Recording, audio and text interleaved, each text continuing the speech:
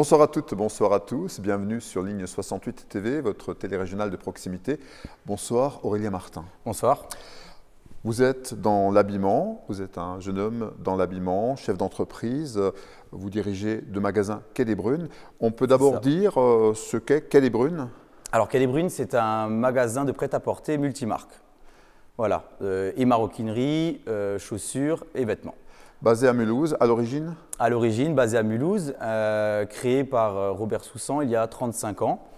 Voilà, et donc du coup, j'ai repris le flambeau sur la zone de Cernay et j'ai ouvert un nouveau magasin à Hirzingue aussi, Quai des Brunes, il y a peu de temps. Alors justement, comment s'est faite cette rencontre avec Robert Soussan, qu'on dit plutôt discret? Alors, ma famille et moi, on le connaît depuis beaucoup d'années et puis voilà, on se côtoie, on se connaît. Et puis, la vie a fait que moi, dans mon évolution professionnelle, je suis allé dans ce milieu-là de l'habillement. Et puis un jour, voilà, les connexions se font au bon moment et puis on a sympathisé encore plus. Et puis j'ai pris le relais sur cette zone-là en rachetant les magasins à Cernay. Et puis voilà. À côté de cela, on est encore associés, on travaille ensemble, main dans la main. Et puis, j'ai envie de dire aussi que ces décennies d'expérience m'apportent beaucoup de choses parce que bien sûr, je suis très jeune là-dedans encore, mais très bien entouré. Et puis, voilà, on avance encore ensemble. Et puis, voilà, c'est quelque chose de très enrichissant en tout cas parce que je rencontre de nouvelles choses que je n'ai jamais vues. Voilà. Alors justement, c'est un grand commerçant, Robert Soussan, effectivement. Est-ce que vous vous considérez comme un habilleur, comme ça se disait autrefois, un habilleur? C'est très important ce que vous dites, exactement. C'est-à-dire qu'on est vraiment dans un commerce de proximité, en fin de compte. Et moi, ce que j'adore là-dedans, ce que j'ai découvert, parce que je venais du commerce, on va dire, plus de masse. Et en fin de compte, on se rend compte qu'il existe peu de magasins de vêtements qui accompagnent leurs clients totalement. C'est-à-dire que ce n'est pas juste « je demande quelque chose, je vous le propose ». C'est, pour faire très simple, quand on arrive chez nous, et je l'ai vécu moi-même avant en tant que client, il y a des moments où en fait, on vient pour se faire une petite tenue et on ressort avec des produits qu'on ne pensait jamais porter.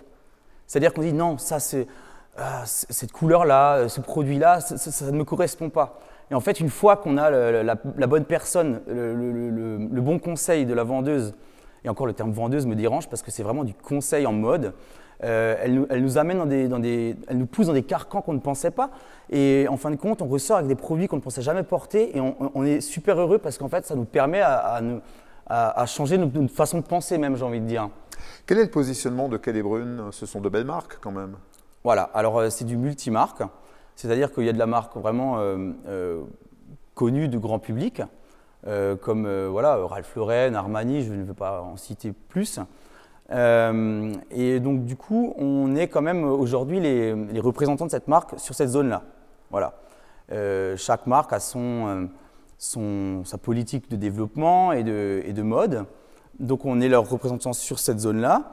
Et en gros, nous, ce qu'on essaie de faire en tout cas, c'est qu'on essaie vraiment de proposer des choses pointues, différentes des autres. Pour faire rapidement, pas juste du noir et du blanc, parce que c'est vrai que c'est ce qui marche le mieux, les couleurs faciles. On va chercher des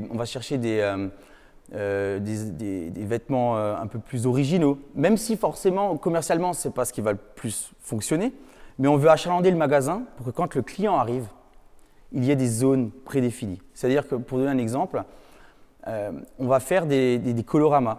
Donc la personne, dans le même portant, il va y avoir une veste, un jean, une chemise de différentes marques différentes, mais il peut déjà faire sa tenue tout seul, en fin de compte.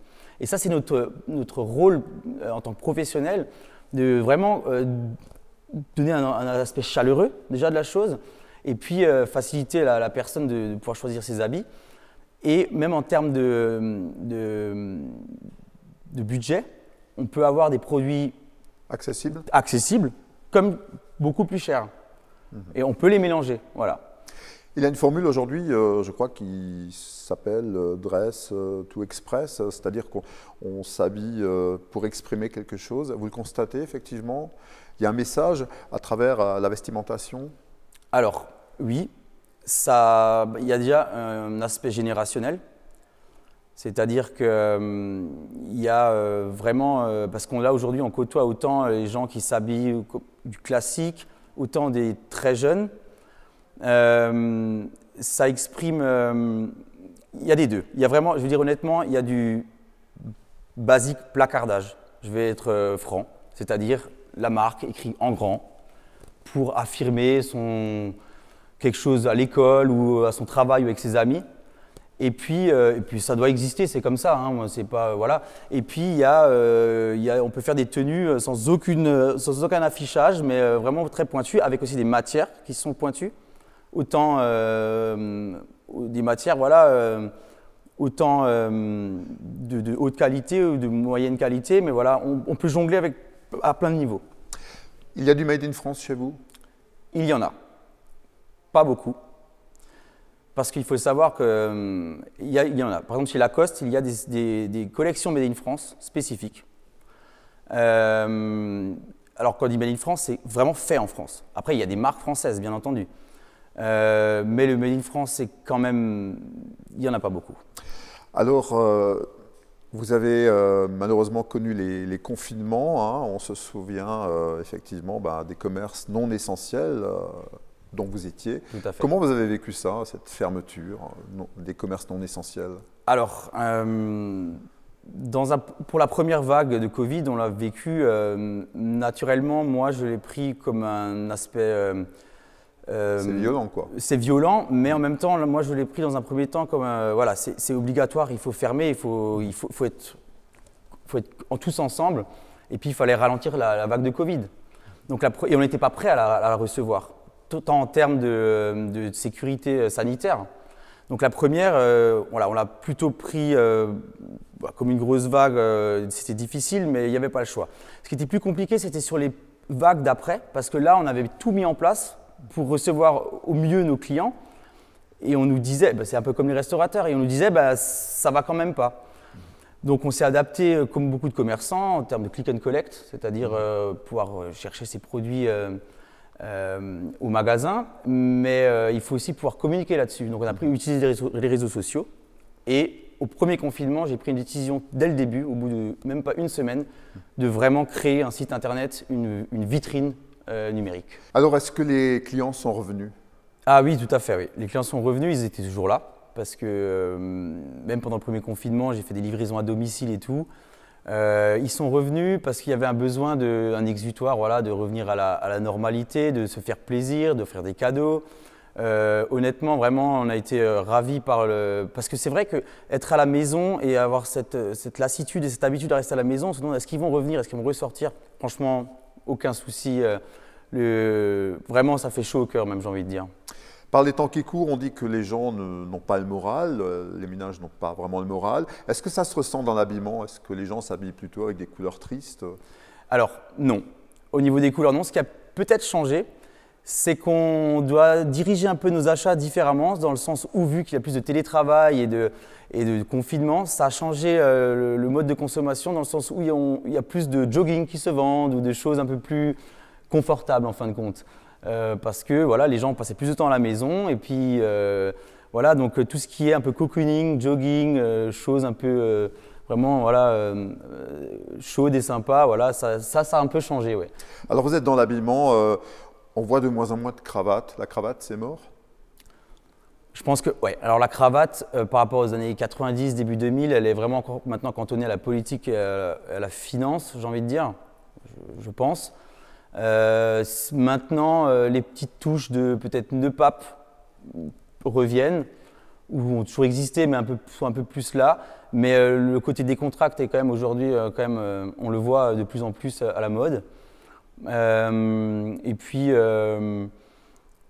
après, voilà, il y a des standards. Le petit blazer, la chemise blanche, voilà, ça fonctionne toujours. Des choses simples et efficaces, ou des beaux imprimés comme votre chemise aujourd'hui.